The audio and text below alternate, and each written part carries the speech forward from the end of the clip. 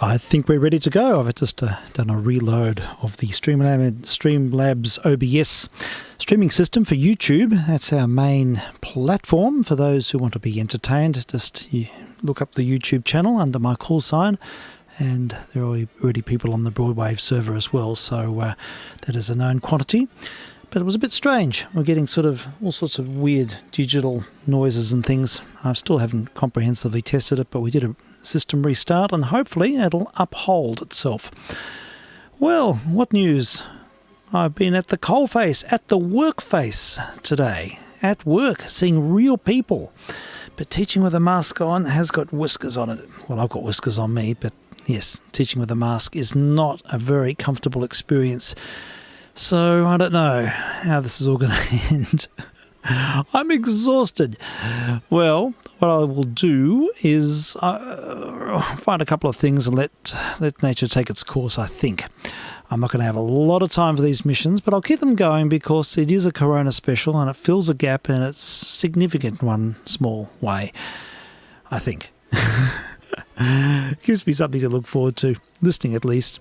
And I was thinking, I've been looking through a number of archival sources online, and we've got the Crossband archive, we've got Mr. J's extensive archive, and we've got Mr. H's archive online as well. Now, he has got a very comprehensive series of light music uploads. So I reckon that's going to be worth a Guernsey. I think we'll run with that, and we'll have some regular light music escapades on these missions. So that's something I will investigate. But as per usual, we'll start off with something 1920s-ish. And I noticed that someone's put up one of Jay Wilbur's early records when he was the head of Muzak at Dominion Records in the 1920s. I think he sort of left that post about 1928, but this is an early recording. It's the Brooklyn Broadcasters, Jay Wilbur, and on an early Dominion, Wake Up Chillin' is the name of the track, and it features some great muted trumpet solos by Mr. Goldberg, who ended up in Australia. Let's have a listen. vk3sl testing.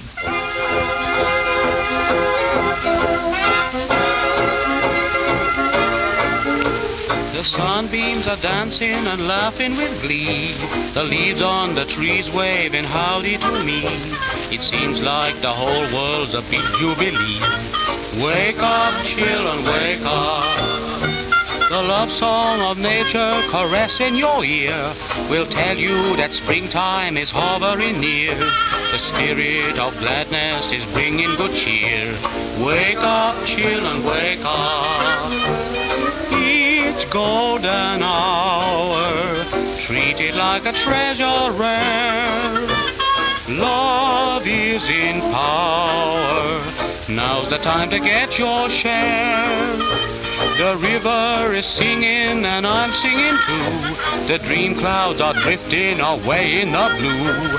The voice of the morning is calling to you. Wake up, children, wake up.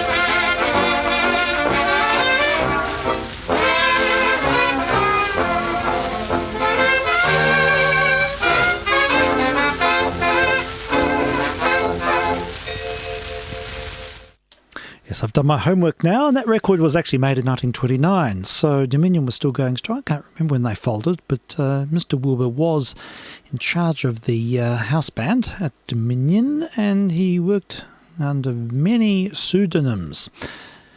And you see his records pop up on Imperials, Eclipses, Rexes, Crowns, all those British labels. It's a bit of a rarity, that one. And I love the trumpet, Mr. Goldberg. Yes, he played on the countless recordings, and he had a really characteristic range of muted effects, and you could hear them to great avail there in that recording. All right, this is vk3sl test missions on 160 in the narrowband FM mode, and also streaming online. I think the streaming service is working. It still looks a bit jumpy, so I don't know what's going on. I might have to tease things out further, but we have another secondary log anyhow. So that's the way it all works. Now, let me see. The story of Light Muzak. Yes, we'll refer now to the Mr. H archive, and he's put up about 80 light music examples, and each with a preamble, which is a really great to have at hand, because I'm not that well educated on these subjects, but I'm interested. I want to learn more. That's what a part of this whole enterprise is. It's about me self-educating. And so we'll have a listen to it starts off, he premises each one with an example from the BBC Light program, the very first episode, I think, from 1945, and then he moves on with various chapel discs and mood records and so on. But in this instance, we'll hear The Invaders, and then Convoy Attack. And in this instance, it's the Queen Hall Light Orchestra, conducted by the composer. Who's the composer? Charles Williams. There we go. There's a small preamble. And we'll have a listen to this. This is Story of Light Music 001, the first in the series, and we'll keep this going, I think. VK3SL test missions on 160, streaming online, and let's go light-hearted. Good morning, everyone. This is the BBC Light program on wavelengths of 1,500 and 261 meters. It's the first time we've said those words, BBC Light program, which we hope are going to mean for you now and in the days to come all that is best in radio entertainment from 9 o'clock in the morning to midnight.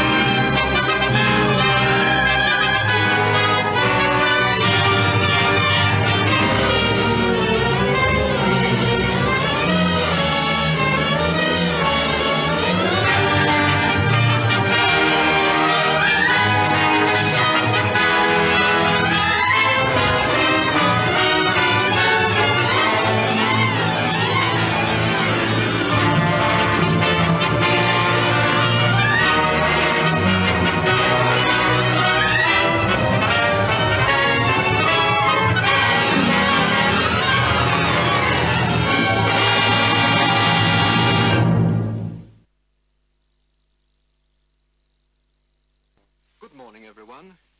This is the That was it. BBC We just heard the Story of Light music. That was the very first episode. Music of Charles Williams. And, what were the name of the tracks? I can find out for you. Yes, 001, checking. Yes, Charles Williams was conducting the Queen's Hall Light Orchestra. It's a chapel disc, and we heard the Invaders and Convoy Attack. Yeah, for a wartime affair. But I love these tracks. They really conjure up something. They're very highly programmatic and they ham it up. And that's the name of the game. We are on the ham band, so yeah, it's great missions fodder, the Story of Light music. So we'll keep the series going. I'll endeavour to mine the archive, Mr. H's archive. It's there for the taking, so all and good. Well, what I'll do now is head over to the OTR archive. It's another collection. And in this instance, we'll listen to CIB, another episode of CIB. And this is the Winton Hotel is the name of the episode. Courtesy of Corford Productions and Mr. Roland Strong. vk3sl testing.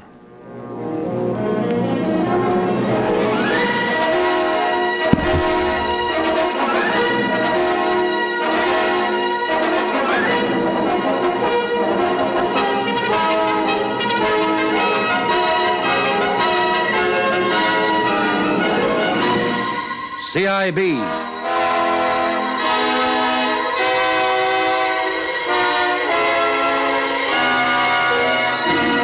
From the records of Australian police cases come these true stories of day and night vigilance that protects our lives and our property, of prevention and detection in the unceasing war against crime. CIB. From Victoria, the true story of fire.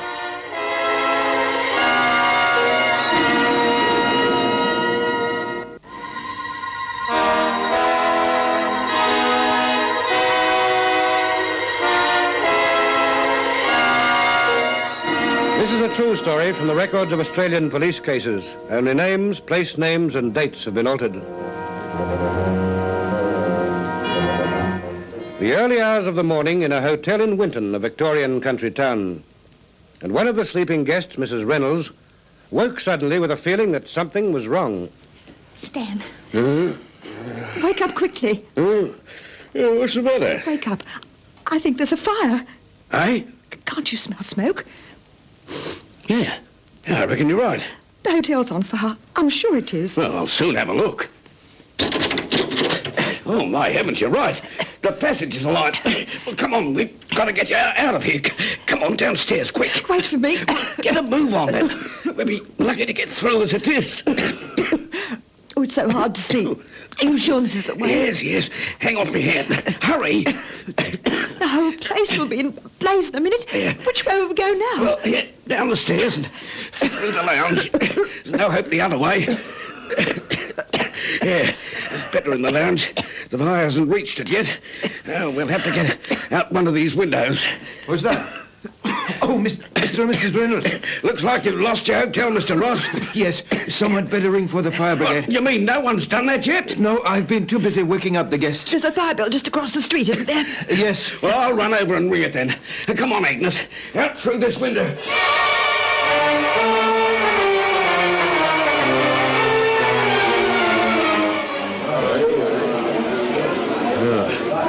I reckon they're getting it under control. There are 2 men trapped in room 12. What? 2 young new Australians. Only booked in this afternoon. Are you sure they're there, Mrs. They Bennett? must be. They haven't come out. I booked them in myself. I know they're in there. They'll never come out alive. What are you talking about, Mrs. Bennett? Those 2 new Australians are booked in this afternoon, Mr. Ross. They're trapped in their room. Well, that's not right. They booked out and left before the fire started. How do you know? I just do know, that's all. I'm the manager, Russell. I wasn't told. Well, never mind about that. I'm the owner of the place, and I tell you they've gone.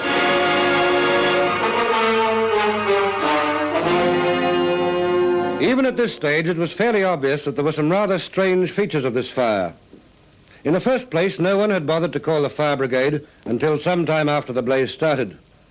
And then 2 guests had apparently booked out quite suddenly just before the fire. But when the blaze was eventually subdued, local police and firemen discussed even more unusual things. It's pretty plain the fire started in 3 separate places, and all well apart from each other.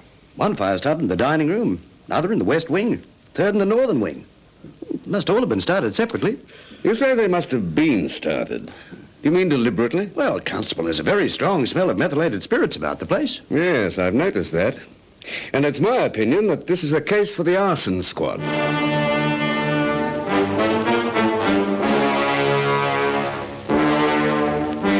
You don't mind if we ask you a few questions, Mr. Ross?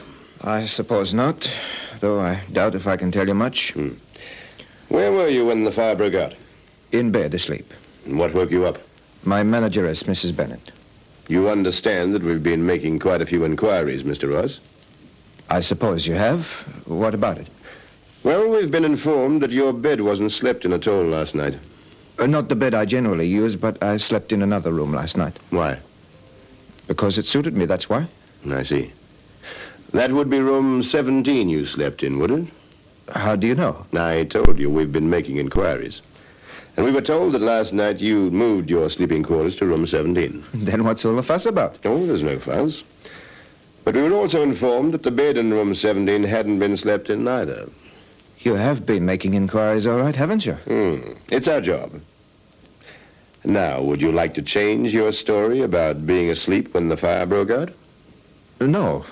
I hadn't really got into bed. I was just lying on it, and I suppose I dropped off to sleep. I see.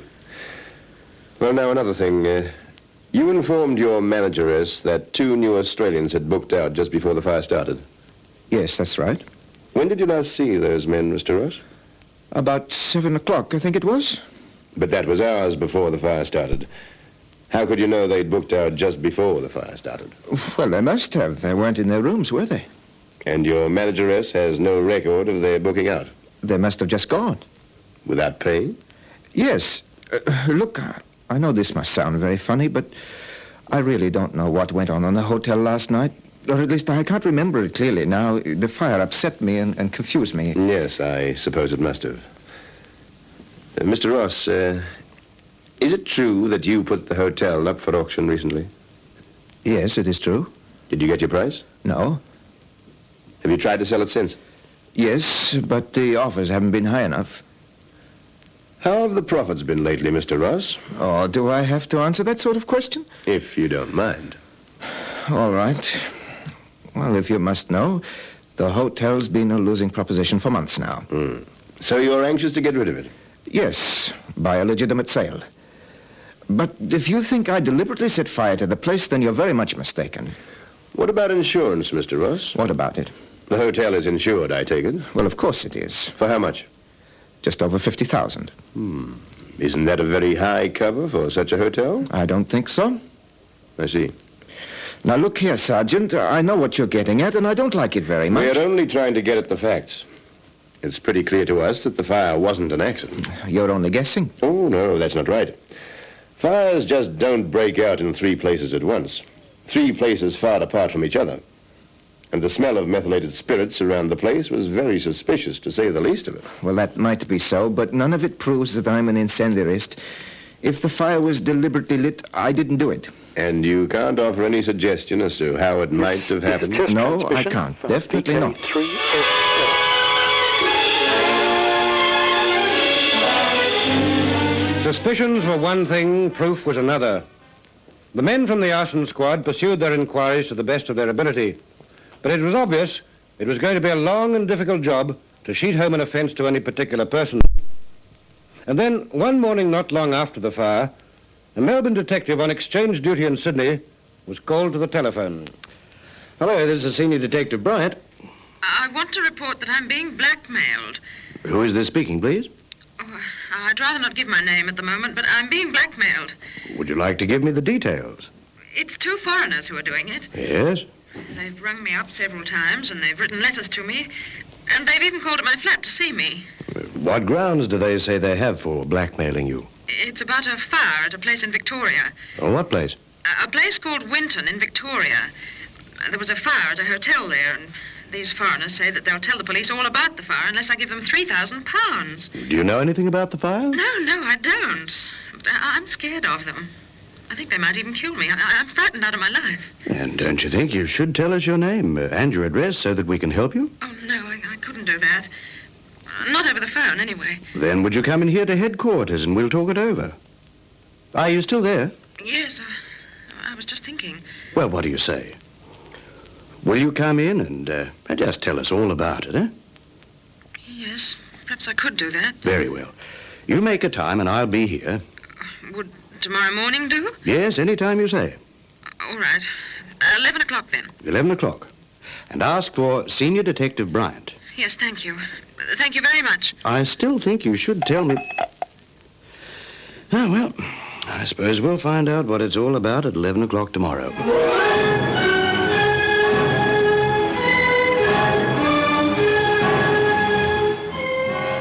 A call for you from Sydney, Sergeant. Thanks. Hello? Oh, that you, Sid. It's, Bryant here. Oh, hello, Nev. How's things in Sydney? Oh, not so bad at all. You're on that fire at Winton, aren't you? Yes. Not getting very far with it, though. Well, maybe I can help a bit. I had a phone call from a woman yesterday who wouldn't give her name, but claimed she was being blackmailed about the fire by 2 foreigners. Mm-hmm. Go on. Well, she arranged to come in here this morning at 11 o'clock. That was 3 hours ago, and she hasn't shown up. Looks like she's not going to. But I've had the consorting boys on the job, and they've come up with the information that there are a couple of Italians going around the town, and they're telling people that they're going to get £3,000 out of some woman because of the fire. Have you caught up with the Italians yet? No, not yet, but we will. We've a pretty good idea who they are. But you don't know who the woman is? No. I thought you'd like to know about it, though. And we'll be in touch with you as soon as we can turn up anything more on it. Oh, thanks, Nev. In the meantime, I think we'll have another scout around up there at Winton, see if we can get a line on who this woman might be.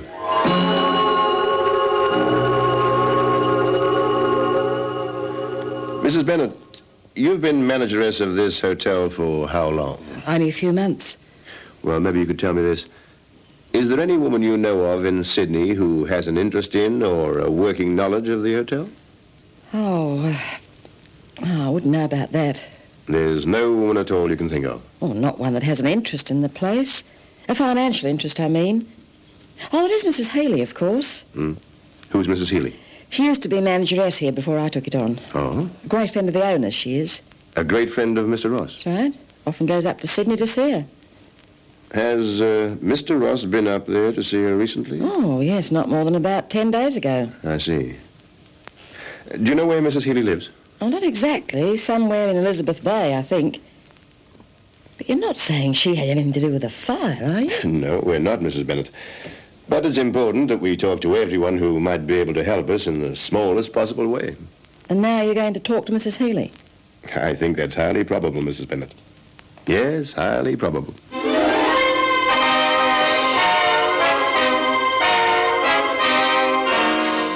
Was the answer to the mysterious fire to be found in Sydney? The detectives were going to waste no time in finding out. 2 men have been trying to blackmail me, 2 foreigners. Then it was you who rang the Sydney Detective Office and complained of the blackmail threat. Yes. But you didn't keep your appointment with the detective who spoke to you. No, I was too frightened to. Frightened of what, Mrs. Healy? The men who were trying to blackmail me. I thought that if they discovered I'd gone to the police, they might hurt me in some way. Are they in a position to blackmail you, Mrs. Healy? What do you mean? Do you know anything about the fire at the Winton Hotel? No, of course I don't. Then why should they be acting the way they are? I don't know. I really can't tell you. You've said that these 2 foreigners have actually been here to your flat? Yes, that's right, they have. Then do you think you'd know them again if you saw them? Oh, yes. Yes, I'm quite sure I would.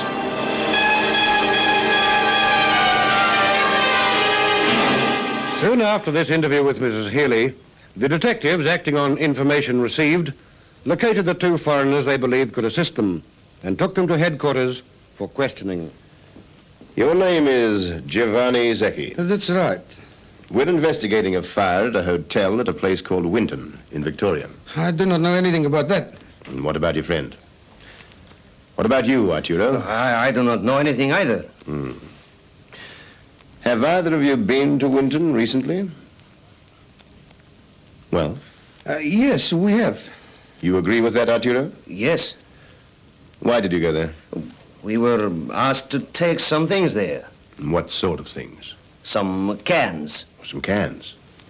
Cans of what? We do not know what was in the cans.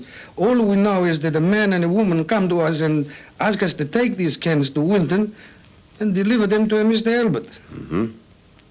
And who were the man and the woman who came to you? The man's name was Stephen, and the woman's was Edna. Is that all you know about them? Yes. I see. Did they offer you money to take the cans to Winton? Yes. How much money? £100. And you agreed to do this job for them? Well, yes. But we had nothing to do with the fire. We took the cans to the man at Winton. We stayed at the hotel for a meal. But then we left. We came back to Sydney. At what time did you leave? Oh, at about 1 o'clock in the morning. Now, we've received a complaint from a Mrs. Healy to the effect that 2 foreigners have been trying to blackmail her about the fire. Well, do you know anything about that? No. Giovanni? We do not know this Mrs. Healy. What if I told you her first name was Edna? It makes no difference. We do not know her. Would you be prepared to take part in an identification parade? Yes. Yes. All right. We'll try to arrange one as soon as we can.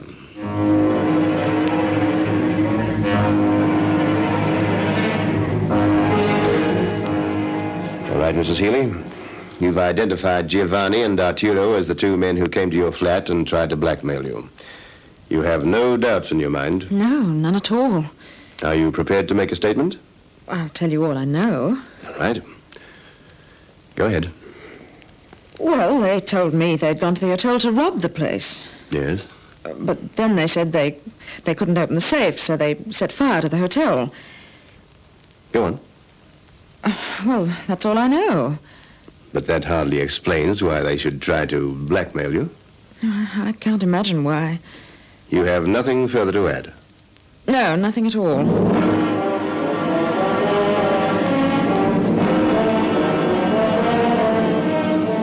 Now, Giovanni, you've been identified as one of the men who tried to blackmail Mrs. Healy. What have you to say about that? It is not true. We do not try to blackmail her. All we did was to take the cans to Winton. Have you anything more to tell us about the people who asked you to take those cans to Winton? The man and the woman? I suppose I might as well tell you. The woman was Mrs. Healy. And the man? Well, we knew him only as Stephen. Mrs. Healy has told us that you admitted to her that you had gone to the hotel to rob the place. No, that is not right. And that subsequently you set fire to the hotel. No. Well, what we tell you before is the truth. We went there to deliver the cans of methylated spirits. Oh, then you do know what was in the cans. Yes. And you've known all along. Yes, but we do not start the fire. We had nothing to do with the fire. You've told us that you delivered the cans of methylated spirits to a Mr. Albert at the Winton Hotel. That's right. Would you know this Mr. Albert again? Yes, I'm sure we both would. Good. We'll ask you to attend another identification parade before very long. Only this time, we'll be asking you to try to identify someone.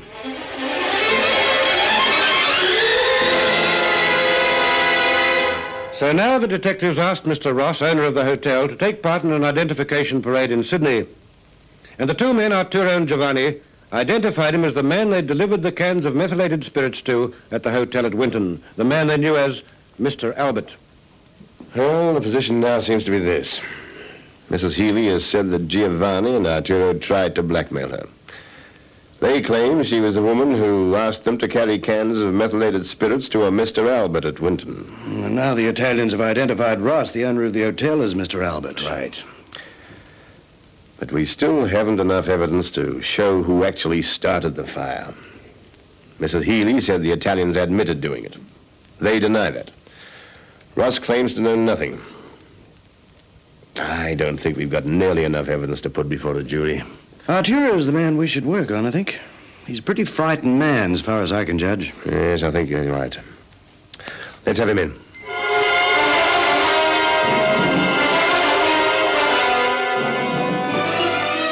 Now, Arturo, we must get to the truth of this matter. But I've told you everything I know. Well, we don't think so. We think you really have been trying to blackmail Mrs. Healy. No, No, that's not right. She received several letters demanding £3,000. Transmission from vk3sl. Did you write those letters? No. I have here 2 of the letters she received. Have a good look at them. There now. Have you ever seen them before? No. Right. Here's a pencil and a piece of paper. I want you to write some words for me, Arturo. What words? These. Arson is a felonious burning. Can you write that? Yes.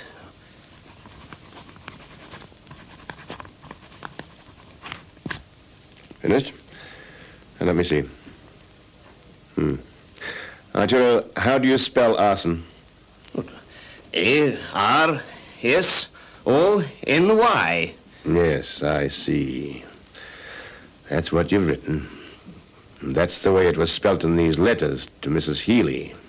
And it's the wrong way to spell it, Arturo. Quite the wrong way. Now, what have you got to say? You did write those blackmail letters to Mrs. Healy, didn't you? Yes. Yes, I did, because Giovanni told me to. Would you like to tell us everything you know? Yes. I'll tell you everything.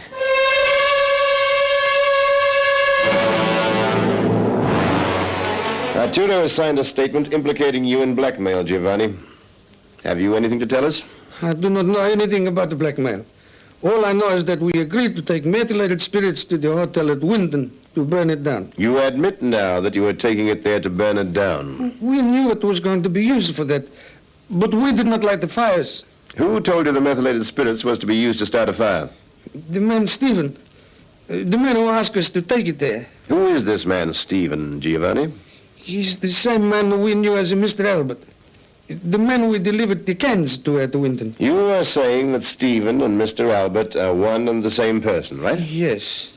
And that is the man Ross whom you identified for us? Yes. All right, Giovanni. That'll do for the time being.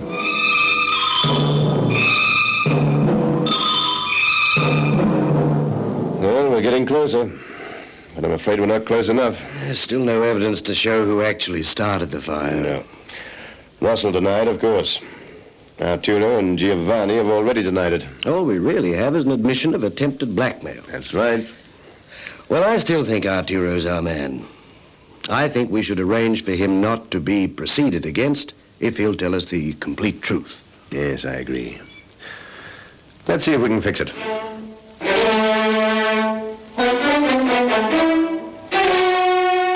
And so it was arranged that Arturo should not be proceeded against if he'd tell the whole true story. And to this, Arturo was only too happy to agree. You let me go, I tell you everything. We won't let you go straight away, Arturo. But if you will tell us everything and give evidence in court, you won't go to jail. Oh, that's all right. I'll tell you everything.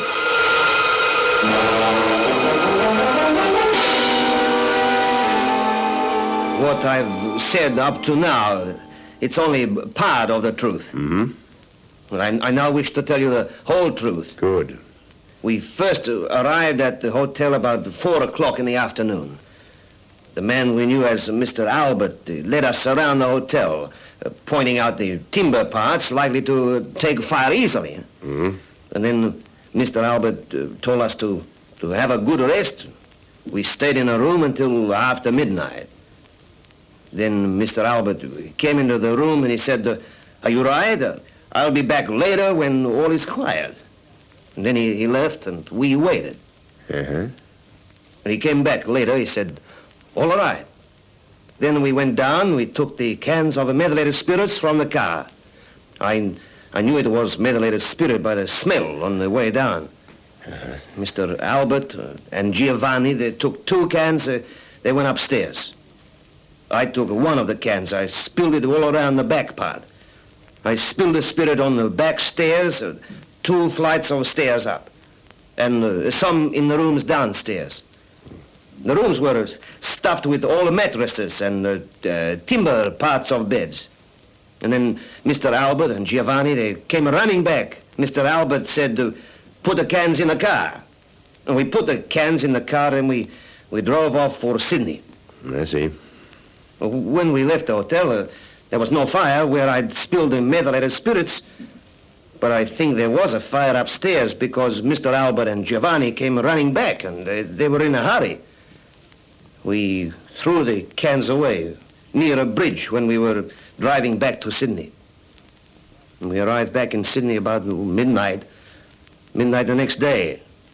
And a few days later, Giovanni handed me £100 in notes for my part in burning the hotel.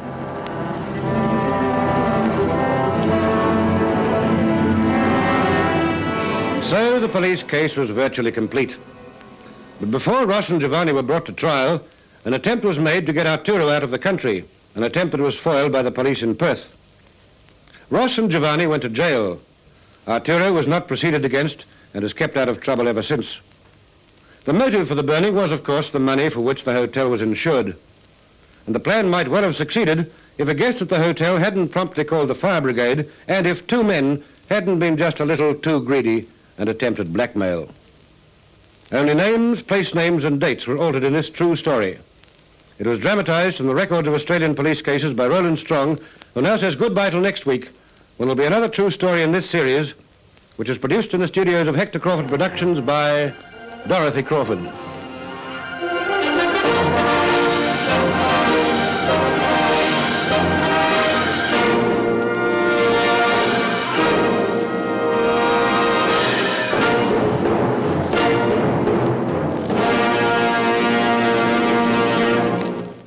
High drama at CIB, and that was Rod and Strong and the Crawfords with another episode. I haven't got that many more. We'll see how we go. Maybe we'll find another series to follow on from that. Okay, well, since we've sort of departed on a light music journey with the Mr. H archive, which I'm looking forward to exploiting. It'll be great to hear it, and we'll feature some of that each day, all being well.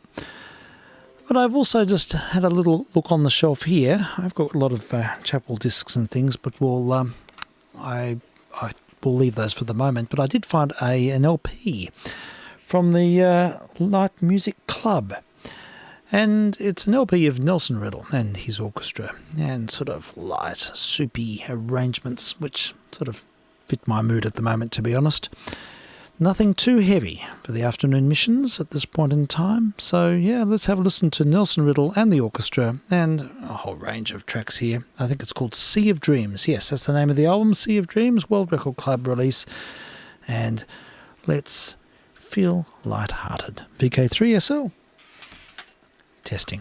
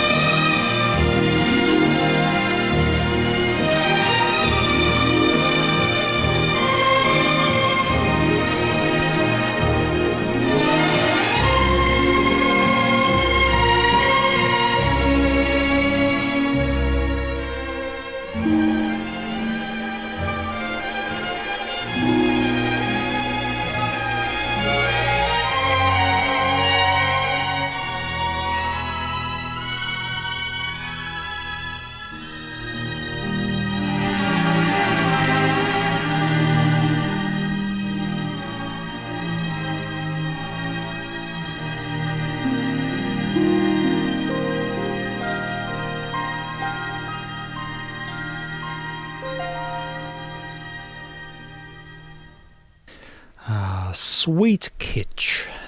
The music of Nelson Riddle. The Sea of Dreams is the name of the album. Oh, golly. I think we'll have to hear side 2. We'll continue. I'll flip the disc. This is from the Light Music Club. Isn't that brilliant? World Record Stereo.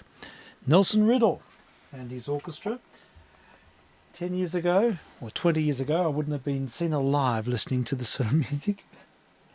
But now, I'm in a different phase of life. I'm mellowing. And I just love the ambience. I'm sitting inside, cooking dinner to the radiant, saccharine flavours of Nelson Riddle and his orchestra. vk3sl.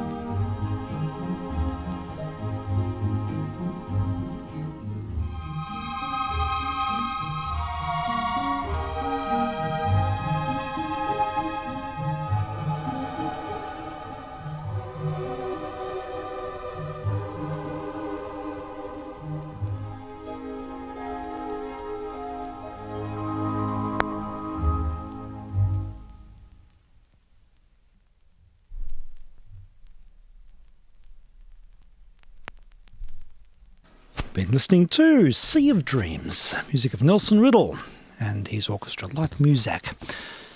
And I'll let you into a little secret. There's another reason for playing this today. There's another reason. And since these missions have become my antidote to Facebook and social media, I'll be narcissistic and navel-gazing and whatever else happens when you self-implode. And I'll tell you that there today happens to be my wedding anniversary. So there we go. Yes, back in 1991. Yes, and we were together for a few years before that. So goes way back, 29 years. And at our wedding, we had the Conservatorium Orchestra and we had the Ormond Choir. We had a lot of musicians because we were sort of just out of uni and everyone was still on our radar. It was great. It was a big, amazing, big party vibe in Mount Gambier. They all came up to Mount Gambier. And in the middle of the wedding ceremony, we had this beautiful reflection. And it was a sublime moment because the Ormond Choir and the orchestra played the Agnus Dei from Fauré's Requiem. So I think I'll finish with that today. This is vk3sl, testing on 160.